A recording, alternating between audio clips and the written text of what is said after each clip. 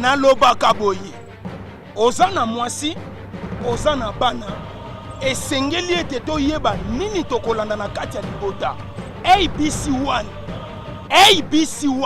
site moko oyo ekangi masolo na monde ati mpona kozwa bainformation ya kitoko landa s'abonner na ABC1. ABC1 soki abonné okomona bemission ya kitoko bainformation ya bien musique ya malonga yaya mwasi papa mama oya kosabone na ABC1 te yaya façon na kopapola ye akolapa boniko ABC1. ABC1 Television. ABC1 Television. Le leader en actualité. ABC1 Jésus-Christ le number one. ABC1 Jésus-Christ le number one. Merci Penambote na balani nanga nyoso oyo basepera na émission na bango femme sage mwasi ya bwanya. Merci Nazambe mokeli oyo asepe kopesa nga souffle de vie mokola lelo. Vraiment na kepesa mbote nanga ebele pa mama Chantal na papa Osé. Bango nyonso kuna na États-Unis na kotika la kozanga kobosa na te ya dadi boyembe. Ya lola akokela bino. Vraiment na pesi mbote na ba internet nyonso na Asie, na Amérique, na Europe, na ebiete boza ebele bozo sepela na émission na bino oyo ya mwasi ya bwanya. Na ebiete émission na biso ezalaka bilingue. Tochaka ndambo ya français na ndambo ya lingala po ete ebele basepelaka pe bayoka lokota oyo ya bango. Tobosa bino te bisika nyonso bozali. Lelo tokolobela na thème na biso ya kitoko o tozoloba le respect. Tobike na ebisi wana tobeta sous masolo mabala toingake mabala ezala toujours en forme. Tobike Satan le diable combat toujours le mariage. Mais biso pe na makomi na Bible parce que na ebisi wana fondement na biso ezala kaka Jésus-Christ. Tozongaka na Bible atako mabala na biso ezoningana na mipepe na bambonge, mais nous tournons toujours notre regard vers Jésus-Christ oyo azopesa biso assurance pe na sécurité. Yango tokolobela lelo na lisolo na biso le respect. Loko tolobaka ke Jésus-Christ le number 1 na ABC1 tokeyotanga Bible na biso na 1 Corinthiens chapitre 13 verset 4 et 5. Bible na ngai ezoyebisanga nini? Dans 1 Corinthiens 13, 4 à 5, ma Bible me dit ceci. La charité est patiente, elle est pleine de bonté, la charité n'est point envieuse, et la charité ne se vante point, elle ne s'enfle point d'orgueil, elle ne fait rien de malhonnête, elle ne cherche point son intérêt, elle ne s'irrite point, elle ne soupçonne pas le mal. Bazo bete lisolo ya respect.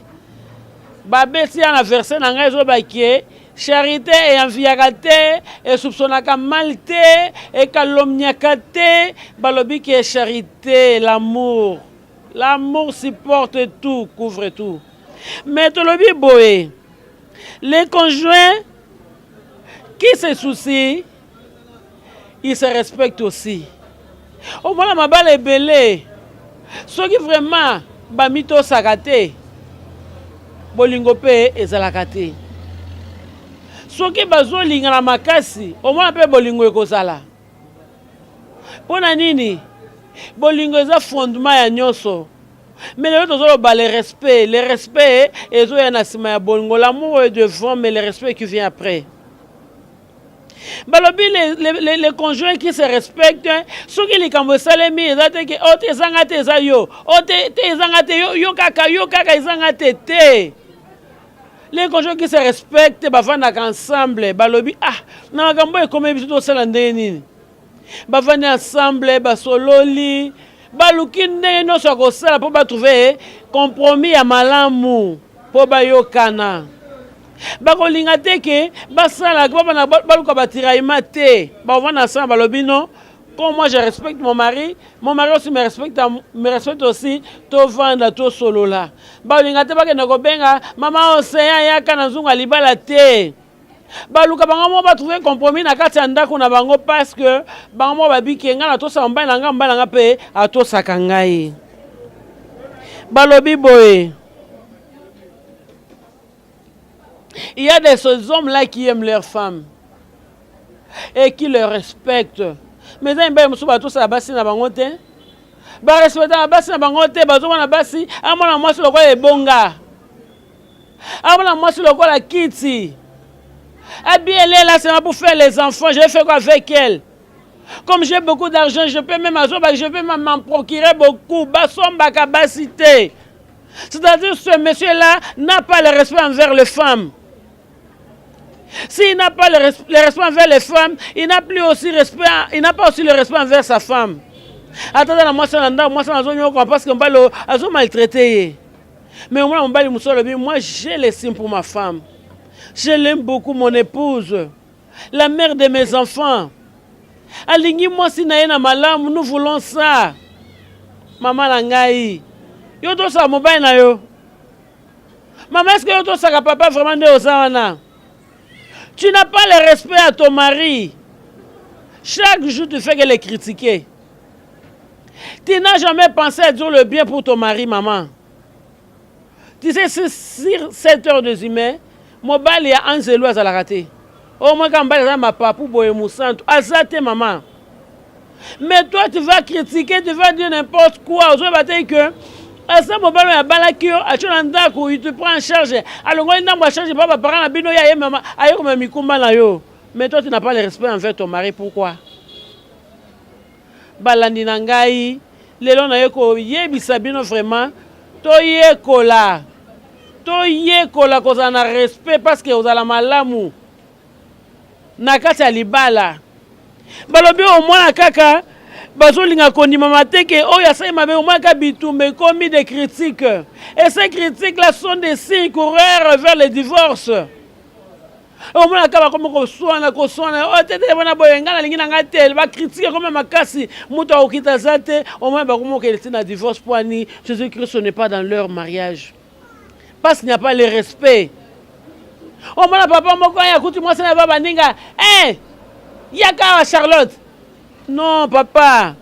C'est ta femme, bien sûr. Un peu de respect. Il y a des baratés qui battent la gueule. Il y a des baratés qui battent la gueule. Non, papa. C'est ta femme, non? Bible lomi et le biboé. L'homme quittera et s'attachera à sa femme. Ils vont devenir une seule chair. Mère Yozo Salabongo, est-ce que vous avez cher moko? Et ça, m'a mouté? Au moins papa ça respecter ce moi ça c'est likambo ko benga liboso bande ko na ye allez loba o say bonenine abali o gangela ye est-ce que tu respectes ta femme? Le respect réciproque papa ko gangela ka moi sinon na miso batu ça malamu te oza ko diminuer ye oza ko diminuer moi sinon ça malamu te papa na ngai lelo mona ba mama musu bazali alobi ngana za boye na za mama mukambi na musana nzambe mais akofinga mobile na miso batu azobele na bilamba azofinga eti na suka alobisonga na mami moko omona ba okisa bilamba na yo lelo mwasi na boya yoko sebino mama botika biloko na tozofinga nzambe totika biloko na nzambe azosepela na biso te to respecter mibali na biso. On dit la femme égale la soumission. La soumission qui implique le respect. Mais toi, tu ne respectes pas ton mari. Tu fais tout ce que tu veux et quand tu veux. Et ça, madame Mouté Balaninangaï. Naki Rosenga na bino bon mi abonné massivement à ABC1. Bon mi abonné vraiment boza jamais déçu. Au moins la mususu azolinga a se préparer pour contre la libala. Mais alobinga za nga bongo nga banga batute. Oyo yela nga ko cracher kaka mama. Loko yo banga no batute o banga no banyama. To ba place dans na jungle to ki vana na kati ya forêt équatoriale. Parce que tu dis que nga banga batute tout ce qui me passe par la tête moi je vais cracher. Non. Ozo bongisa ke obala. Tu vas aller vivre avec une famille que tu ne connais pas. Ok, nous avons ma belle-sœur, ok, ma beau-frère, ok, nous avons ma belle-mère au yébité. Mais yo le but que tout ce qui passe, moi je crache, c'est pas ça. Au moins la mobile, moi je suis moi si tina maman na e. Alunga kuna batu ya pasi. Ngamta na ozo kuna suka na suka mai kuna na ke ozo yo lelo comme loba. Non, c'est pas ça papa. Bible to sa biso, to balani to komi déjà une seule chair. Alors, tu as déplacé parce que les animaux malamu te. Nous devons respecter nos maris. ekosa esengo epa na nzambe yango naki opesa mbote ebele na maître Julien Mafuta. Vraiment nzambe akokela bino bolingo mata ebele pe respect ebele na couple na bino po ete bozo mekola makolo na Jésus Christ. Vraiment nakiesaka bino balani na ngai tozala respect tosalelaka respect ekozala malamu vice versa ekozala malamu toyebana korespecter parce que babi la charité bien ordonnée commence par soi-même. Mais quand on n'arrive pas à te respecter toi-même, à respecter on est nini. Tu déplaces les monts, tu fais tout ce que tu fais. Pourquoi? Toi ça la malamu balani nanga ba maman nangai. Maman mituna nanu mukoni webisa mobile na chérie je t'aime. Pour les loba kamba chérie je t'aime za surtout comme ba bébé. Bébé nangai. Oyebisa bébé no linga kama to siliki oza suba kama bébé te je m'en fous. Te maman. Yo mtozo bongisa kota na libala lolenge nini oza komi comporter yo mtozo mo bongisa poke no kobala mwana batu lolenge nini ozo komi comporter okoza ka tena ba beau-frère na babana koswana. Apprenons quand même le respect. Respect c'est quelque chose de capital. Au moins la mutu moko boye azana mukonzi munene mais il n'est pas respectueux pour nanine. Yé moko nanu amito sarate. Comment est-ce qu'on va les respecter? Quand toi tu apprends à te respecter, on va te respecter aussi. Mais si tu ne sais pas comment, tu sais pas te respecter, comment est-ce qu'on va te respecter? Alors tu vas respecter, baninga pour pas respecter les biso. Biso mes parents, tu respecter les bana biso. Ils disent pas na baso koli, na kati ya bato na benga, Mandela yo yaka, amoni bakambosali. Non maman, tu peux pas faire ça. Asa koli déjà. On m'a dit à te bila, yo di yaka contre le pangu. Oh maman. Asa déjà ba camarade na ye. Ye bandi na kosola na ye yaka. Tu vois que c'est déjà tard. Pourquoi le bana bongotin? Bana na ngai tout ça la bien na bana biso. Tout ça la bien to respecter ba belle fille na biso. To respecter ba gendre na biso. Au moins la maman bokilo a tout ça la mobala mwana yete. Akuta mbala mwana ye. Eh yaka. Yannick, yaka anoki. Hein? Ndeni osa mwana ngambo eh. Pona nini? Pour un couple kitoko, exemple un couple kitoko, il y a papa Nicolas maman Nadine. Vraiment ça m'a pas moi bango ba bango ebele. Pour un exemple na mala muté. O te bi que monde dans la tribulation bango ebele mais nzamba zo protéger, nzamba zo batela. Vraiment que besa merci ebele. Na maman ngai Chantal na papa Osé. Papa nzamba vraiment a que la bien pour personne cette opportunité. Les parents apprenons à respecter nos enfants. Respecter bana biso na ya mike un peu de respect au moins et notre maman nous respecte hein? Elle ne nous gronde pas comme ça inutilement, elle nous appelle avec amour. Ça les enfants vont témoigner de vous. Mais aux maman moko moi les loba na ba pesa ba para ba comme na kati ya bandako. Oh maman na biso so ikombo nini oh papa na biso so ki shérif. C'est pas bon. Tu n'arrives pas à respecter tes enfants, qu'est-ce que tu attends de retour? Balandi nangai na bonne libino, bomi abonné vraiment massivement na ABC1. Bomi abonné ebele na ebiete boza décité. Awa to lingande totonga. Soki yo bongisa na bana ote maman lelo yo luka nanu osona bana bango benga bango. Sola na bango. Mes amis bana ngai. Maman to sa biso na bana biso za ba camarades non? Si nous sommes les amis avec nos enfants, au moins que trahison est aux alangotés. Hein? Faisons-nous amis à nos enfants, au moins que tu désespéré nous aurons la main pour ça de dire qui sera sur eux. Vraiment, la bonne ébino balandinangai, tous à la maman, oyo, il y a commis tout ça, de l'homme la maman a commis tout ça na été. Balabi au mot des alliés, maman kolata na yeso ndengi nini. Maman kolata na yeka ndenge nini po amona kisoki na novelas balata kisoki boy. Ozana babo kilo, ozana bana bakola, maman ke okanga nzoto, on dirait que guerre. C'est pas vrai. C'est pas vrai hein, parce qu'on a ça soki na mboka nini non non, mboka wana eza pembe na Nzambe te. Nous sommes sur terre vraiment. Na bonde bino balani na ngai. Bible ezo esa biso to mi conformer na ba siècle présenté. tout lakisa vraiment que tozali balandi basali na Nzambe na lolenge na biso Nzambe pe akosepela na biso vraiment nalingi bino mingi na bisika nyonso bozolanda ngai eza na Océanie, eza na Europe, eza na Asie, partout dans le monde. Est-ce que bino bozali bozolanda vraiment émission na bino moi c'est na boanya na yebi ke Nzambe na lola ayebi na okokela bino vraiment na sengi bino to yebala komi respecter to mi respecter mama na papa na ndaku mama yeba kotosa papa mama yeba kopesa papa respect papa zo sona baninga na ye yoke hotelemi François yom tunazo yebisa oti nazo yebiso toko komona makamala ko sala yo te. Votre mari n'est pas votre enfant. Traite ton mari avec amour, tu vas gagner encore beaucoup. Ceux qui aux autres étaient on a respecté, il va te fuir, il va aller chercher ailleurs. C'est toi qui seras perdante. Les lèvres maintenant au bon et la bino, balani nanga basi à boigna partout vous vous trouvez vraiment tozong elanzambe. Bible autant que l'amour supporte tout. Balobi, l'amour ne cherche pas son propre intérêt. Vraiment, aimons-nous les uns les autres pour l'amour de Dieu. Et surtout, l'ibala. Balobi, triple corps ne seront pas facilement. Tout là qui sa bolingo, tout là qui sa respect à la réciproque, nami bana biso, balinga biso makasi. Et nous les femmes ajoutons à cela la soumission. Nous allons faire plaisir à notre Dieu et nos maris seront aussi contents. Ils vont parler de nous partout, ils vont passer. Ah, moi, c'est Nanga Lingakanga. Moi, j'ai ma femme, elle m'aime beaucoup. Hein? Elle m'aime beaucoup.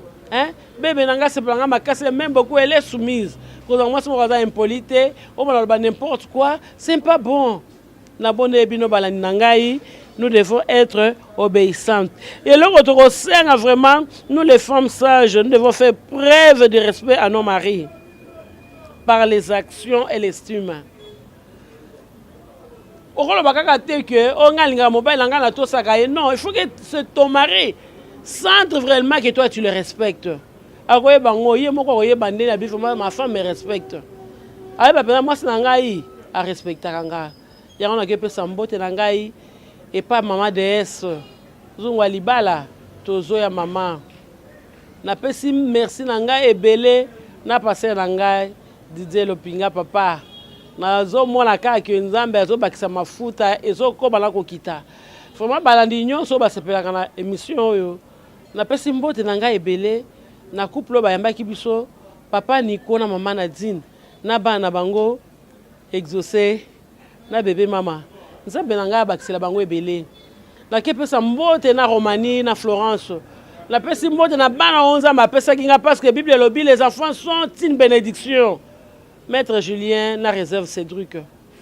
Ah, ma petit-fils langa chez Mana Shekina. Na pesi mbote pe na papa na ngai na mama na ngai. Libote langa mobimba. Mbula oyo eza vraiment mbula ya kitoko pona bango. Na go bossa na bébé Cristiano te. Oyanga koko. Vraiment Nzambe lola. Amona bino. Na ebiki na machine tozaki na yaka buya. Ngape na sepeke na bien appelle l'homme puissant. Parce que ce bon mona nga po ya zaki na simabilili. Na montage ya aimé musala kitoko siko doza ngolo banini coordination ya Dimi Boyembe cordon na nga ya jeune vraiment cordon Nzambe kitama fute bele na mutu na yo na pesi bala nga nyonso basepela ngai yedie mama zawana mama fo bo umela ambala sima to mwana ni na numéro ya sika oyo ko sepela bino lisuma kasi ezako ya bino mama espoir femme de foi so bolingi bo mona ngai bo benga ngai na numéro na bino plus 243 918 93 82 au bien ma espoir akopesa pe ebele akobakisa pe ebele bye bye. ABC One Television. ABC One Television. Le leader en actualité.